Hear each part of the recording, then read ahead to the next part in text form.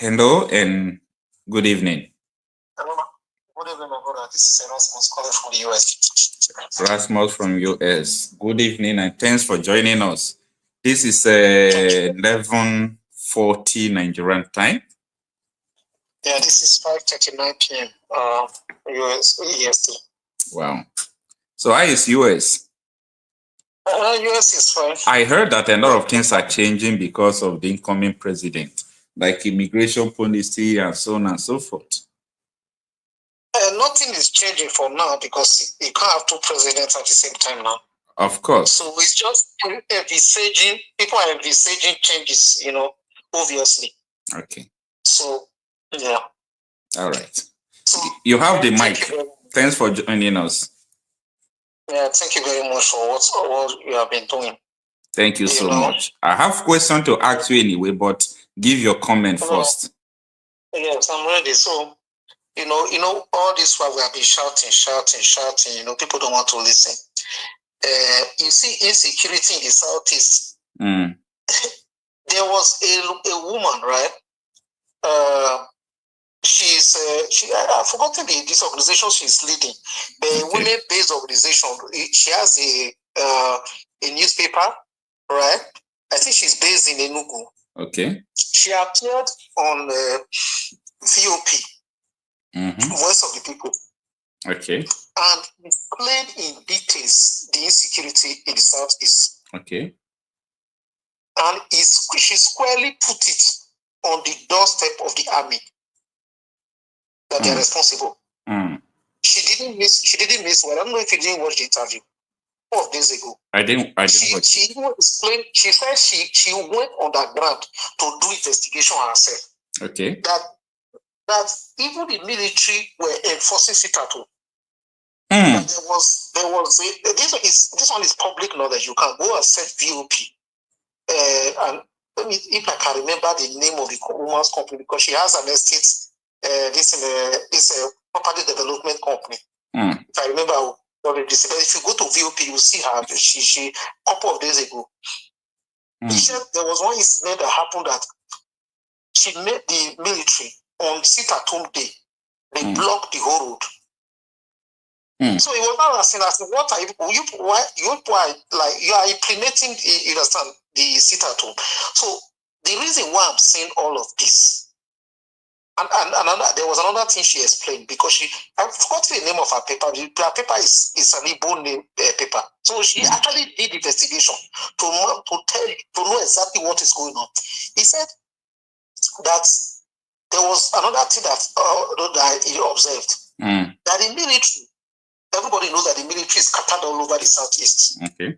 Now that when you come, they will be profiling everybody. That they ask your name, where you are going, where you are coming from, your kindred to your village. So that eventually you now discover that they are actually the ones giving the information to kidnappers to kidnap people. Because they ask you all the detailed information about you. By the time you go, you leave, you understand, let's say you came from abroad, the next thing people will come and pick you. So it's actually the military that is profiling people on the road, that is giving those information to people. She said a lot. It's on VOP. She said a lot. He said she challenged them, they are the ones that are doing it. So you see all these things, it's just that sometimes it's so painful sometimes when I listen to some of our people, right? Our people that are supposed to be smart, right? Yeah. You will follow the bandwagon. You follow the bandwagon, and some people who are saving you, trying to save you, you'll be calling them terrorists. It's so painful. It's so painful, my brother. People who are working to save you, you are calling them terrorists. The people who are terrorists, who are terrorizing you, are using mainstream media to propagate falsehood. And you, that is supposed to be smart. Look at, I will give an example. Look at, there's one boy on Twitter called Harry. He's supposed to be smart. That's the painful thing. That's the one that is painful to me. This boy is supposed to be smart enough to be able to decode what is going on. The mainstream media, they are using the mainstream media to propagate falsehood. And people are falling into this thing. Some people are attacking Kemi, that Yoruba journalist. because she's talking about Biafra now. Yeah. What do you have to lose? What do you have to lose? If she talked negative about Biafra 10 years ago, does it matter? But what she's saying now, is it not true? That's what matters. Is it not true? Yeah. A journalist or an investigative journalist of a repute, if she start bringing out publications and start saying things, right? People will listen. So what do you have to lose? So what is the essence of will it profit you to start saying, oh, you said Nnamdi Kanu died this year ago? What does that change? What does that benefit? What is the benefit of that to Biafra right now? What does that change? Does that change the fact that she is telling you that this genocide is secret war is going on in the southeast? Is it a lie? Not a lie. Are you not aware that secret war is going on in the southeast? Are you not seeing Amotans moving into southeast? Are you not seeing military with trucks, gunboats moving to southeast? Are you not seeing pictures of on social media of people die? Have you seen any of those pictures on mainstream media? Have you seen any mainstream media report it, like channels, Arise? None of them. They are not telling you anything. And every day, the military use all those properties that military has built in the southeast. Have you seen any Nigerian mainstream media report it? So Heavy is coming out to say this is what is going on. And you supposed to be a Biafran, you are attacking her saying because you said Nnamdi Kanu died 10 years ago. What kind of mindset do we have? The Biafrans are the problem of Biafra. This is what I've just come to realize. For me, for people like us, we know what is going on. We know the intention. We know that Nigeria is already an Islamic state. It's not as if they want to Islamize Nigeria. Nigeria is an Islamic state right now. It's just that the Nigerians living, the entire Nigerians, right? The majority of the Nigerians have not fully converted to Islam. That's what is going on. But as a country, Nigeria is an Islamic state. Tinubu just came back from an Islamic conference now. You know where? Yeah, I know. The only countries that were at that conference were all Islamic countries. To go check the list. I think there were 54 or so. All of them were Islamic countries. So Nigeria is an Islamic country. So for those who are burying their head in sand like ostrich, pretending that it will never happen, stupidity. Stupidity is not a virtue. All right. Let me ask you. Islamic state right now. Yeah. Yes. It's Nigeria an Islamic state. All right. Let me ask you my question. So before you called in, I was explaining that places that we don't have Biafra agitation, that the insecurity in those areas is even more higher or greater than the insecurity we have in Southeast now. I was giving an example with my village where I came from in Delta State, the Kanu East, and I was saying that people are dying, people are being kidnapped here and there, dead bodies in the bush and so on and so forth. And there is no Biafra agitators in my area, no yes and no all those people. Now, the question I'm trying to ask, number one, if my community or my local government happens to be in part of the southeastern state, won't they say it is people who are agitating for Biafra? Then the second question is this. Since these people are still dying, how are we sure that people who are agitating, as they said, are the one who are carrying out all these things?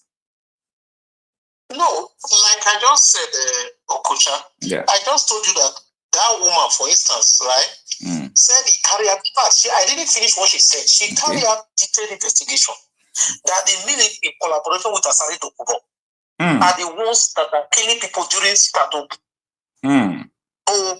What do you call it? To blackmail the agitators. That's what she said, and that's the truth.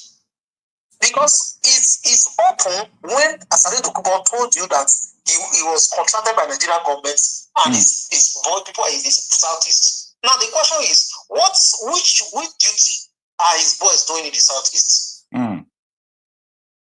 So why is nobody asking that question? So what happens is that when the declare Sitato, let me tell you why Sam Ekpa, right, is one of the smartest people I've ever seen. You see, when they declare Sitato, right? Now, the intention was the government now wanted to say, okay, if they cannot stop it, let us blackmail the agitators. Okay. So if we blackmail the agitators, they will be scared of stop it. Mm. You understand? So that's where the military, especially the DSS, because for me, and according to what that woman said that day, it's actually the DSS that contracted Asari Dokubo. Okay. So now the DSS now using Asari Dokubo and even using some DSS officials, because remember, in Anambra State, do you remember on a sit-at-home day, the police exchanged bullets with a local gunmen, and one of the local gunmen was DSS official. Do you remember? Mm. It's on the news. Mm. When they removed this mask from the guys, they discovered his guy, it was a DSS official. Mm. And it was another gunman. Again, I will cite another example for you. You know this Akin Popo? Yes. So I think the brothers, one of them, the brothers. The brother was died in during sit-at-home, right? It was a video. Now, the unknown gunmen that were there was a police officer there and a military officer. He said the unknown gunmen. Now, listen, this one I'm saying now is this one I'm not saying it the way you can go and verify. Now, that was when that new girl, that Lagos girl that works with her rice. There's one pastor that works with her rice, one woman, it's a woman. So they will fight. They played the video and they were talking about it. All of them just talk about it. That lady just newly started that time. He just newly started. So he now said, but I don't understand. What is a police officer doing? You understand? In the video. She was the only one that captured it, that said it. It's not as if them about it didn't see it. I know they saw it. They pretended. So what was the policeman doing there? So what's the intention? The intention is, I'm not saying 100% that obviously you will not see agitators being agitators, but the majority of the bulk of this thing is propaganda and it's blackmail. So the intention is that when they start doing it, Ekpa will now step back and say, okay, I will stop it because I don't want them to put it on my head and say this. That is what is going on.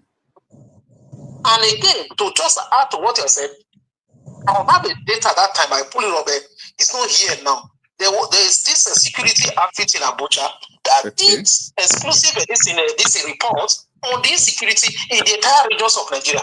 Okay. Guess what, Okocha? Southeast is the least insecure region in Nigeria. Of course, that is what I'm trying to explain to you before now. Is the least insecure region. So it's the most secure region in Nigeria.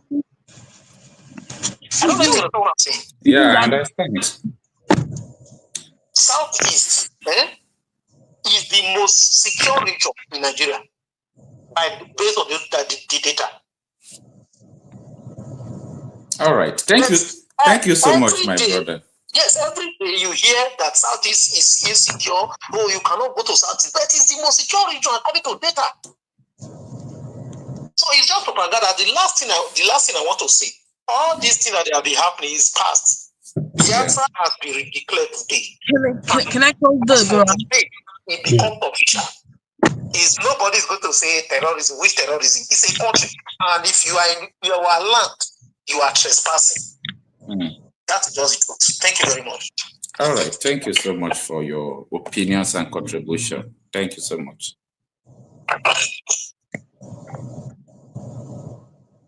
All right. That was one of our brother from the USA. And